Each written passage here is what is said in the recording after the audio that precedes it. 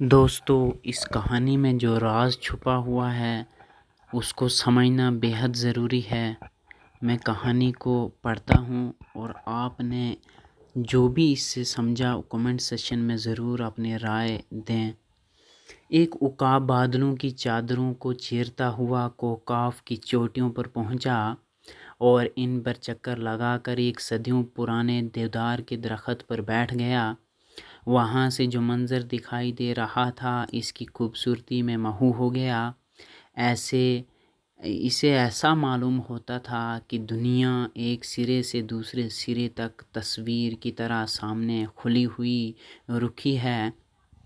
کہیں پر دریا میدانوں میں چکر لگاتے ہوئے بہہ رہے ہیں، کہیں پر جھیلیں اور کہیں پر درختوں کے کنج پھولوں سے لدے ہوئے بہار کی پوشاک میں رونق افزا ہیں۔ کہیں پر سمندر خفکی سے اپنے ماتھے پر بل ڈالے ہوئے کوے کی طرح کالا ہو رہا ہے۔ اے خدا، عقاب نے آسمان کی طرف دیکھ کر کہا، میں تیرا کہاں تک شکر ادا کروں؟ تو نے مجھے اڑنے کی ایسی طاقت دی کہ دنیا میں کوئی بلندی نہیں ہے جہاں میں پہنچ نہ سکوں۔ میں فطرت کے منظروں کا لطف ایسی جگہ بیٹھ کر اٹھا سکتا ہوں جہاں کسی اور کی پہنچ نہیں۔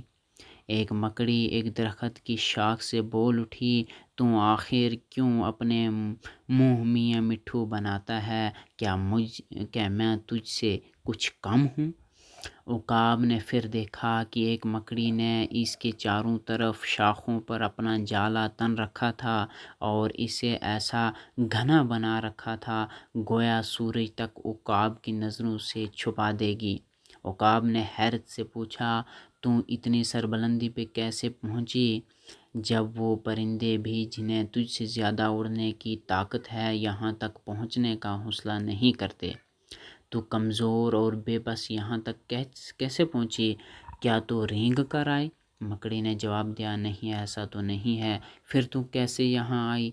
جب تو اڑنے لگا تھا تو میں تیری دم سے چپک گئی اور تو نے مجھے خود یہاں تک پہنچا دیا، لیکن میں یہاں تیری مدد کے بغیر ٹھہر سکتی ہوں۔ اتنے میں ایک طرف سے ہوا کا جھونکا آیا اور اس نے مکڑی کو اڑا کر زمین پر لٹا دیا۔ میرا خیال ہے اور آپ کو بھی مجھ سے اتفاق ہوگا کہ دنیا میں ہزاروں لوگ ہیں جو اس مکڑی سے مشابہ ہیں۔ ایسے لوگ بغیر کسی قابلیت اور محنت کے کسی بڑے آدمی کی دم میں لٹک کر کسی بلندی پر پہنچ تو جاتے ہیں اور پھر ایسا سینہ پھیلا کر چلتے ہیں گویا خدا نے ان کو عقابوں کی سی طاقت بخشی ہے، مگر ضرورت صرف اس کی ہے کہ کوئی ان کو ذرا سا پھونک دے اور وہ اپنے جامے سمیت پھر زمین پر پلٹ جاتے ہیں، گویا کہ وہ زمین پر گر جاتے ہیں۔ دوستو، اگر اس کہانی میں آپ کو کچھ سیکھنے کو ملا ہو تو اپنے دوستوں کے ساتھ ضرور شیئر کریں۔ اللہ نگہبان۔